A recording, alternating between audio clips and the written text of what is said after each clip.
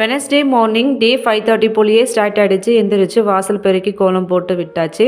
காலையில் எந்திரிச்சு நம்ம வெளியே வரும்பொழுது அந்த காலையில் வர அந்த சில்லுன்னு அந்த காற்று, அதுக்கப்புறம் அந்த லைட் செட்டிங்கில் அந்த கரண்ட் கம்பம் மேலெல்லாம் வந்து பார்த்தோன்னா காக்காலாம் குருவியெல்லாம் உட்காந்துட்ருக்கோம்.